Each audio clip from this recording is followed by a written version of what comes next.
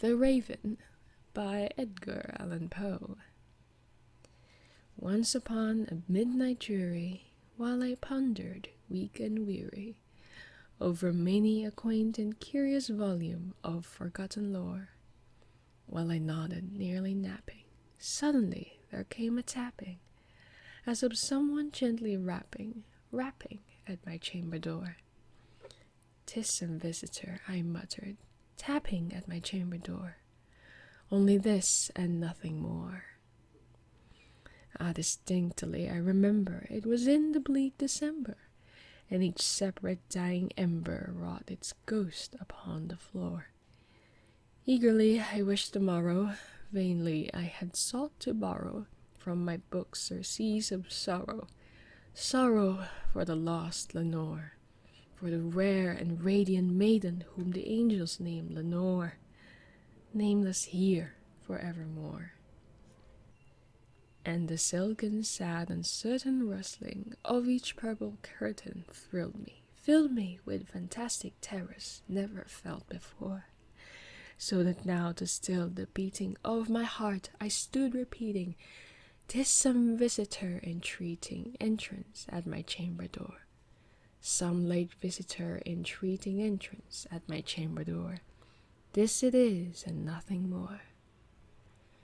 Presently my soul grew stronger, hesitating then no longer. "Sir," said I, "or madam, truly your forgiveness I implore.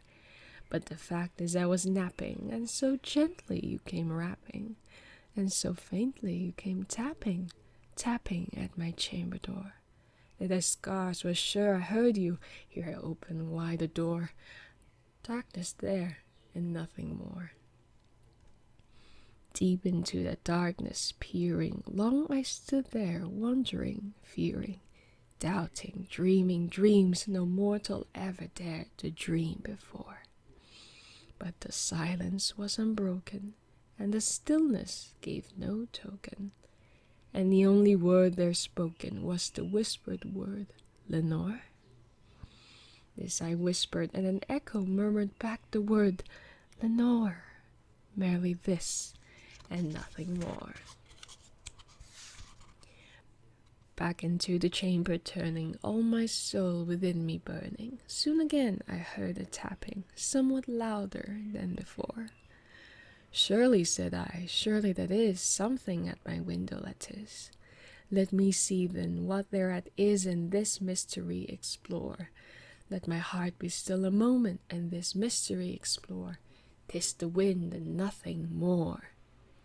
Open here I flung the shutter, when with many a flirt and flutter, in there stepped a stately raven of the saintly days of yore.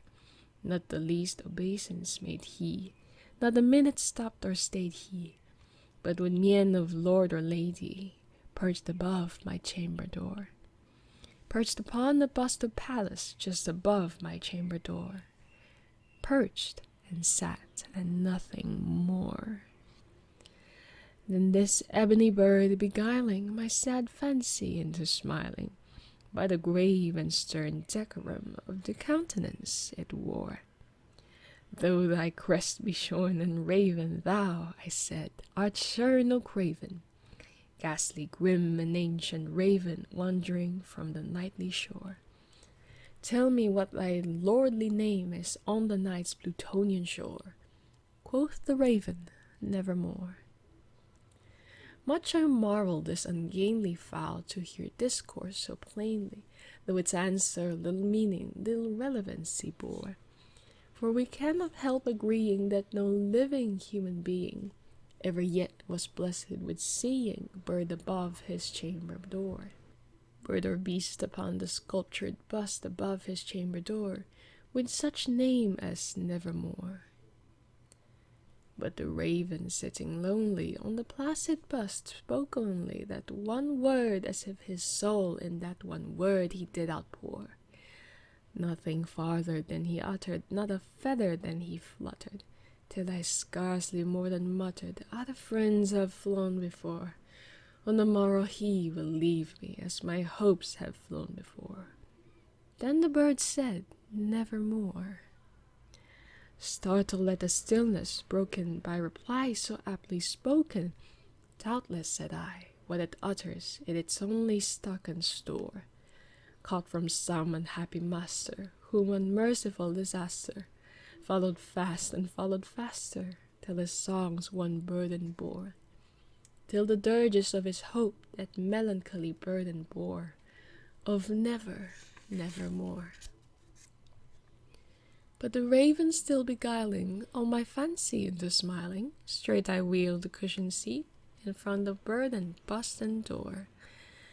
Then upon the velvet sinking, I betook myself to linking fancy unto fancy, thinking what this ominous bird of yore, what this grim, ungainly, ghastly, gaunt, and ominous bird of yore meant in croaking nevermore. This I sat engaged in guessing, but no syllable expressing to the fowl whose fiery eyes now burned into my bosom's core.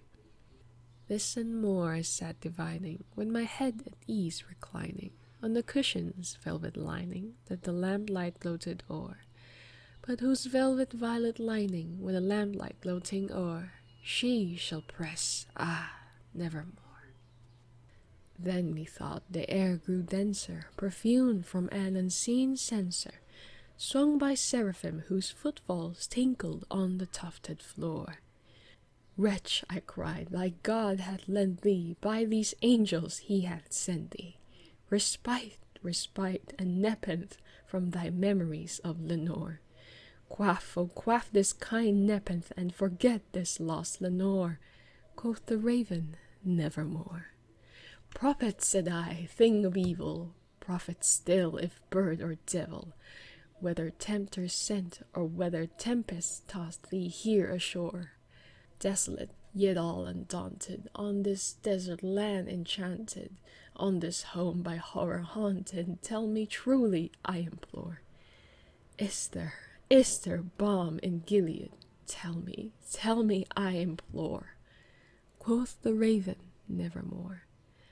Prophet, said I, thing of evil, prophet still, if bird or devil, by that heaven that bends above us, by that God we both adore, tell this soul with sorrow laden, if within the distant Aidenn it shall clasp a sainted maiden, whom the angels name Lenore, clasp a rare and radiant maiden, whom the angels name Lenore. Quoth the raven, nevermore. Be that word or sign of parting, bird or fiend, I shrieked, upstarting. Get thee back into the tempest and the night's Plutonian shore. Leave no black plume as a token of that lie thy soul hath spoken.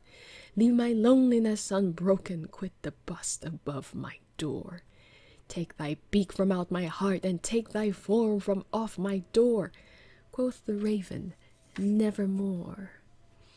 And the raven, never flitting, still is sitting on the pallid bust of Pallas, just above my chamber door.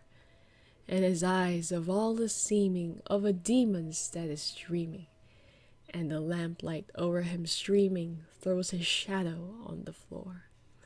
And my soul from out that shadow that lies floating on the floor shall be lifted nevermore.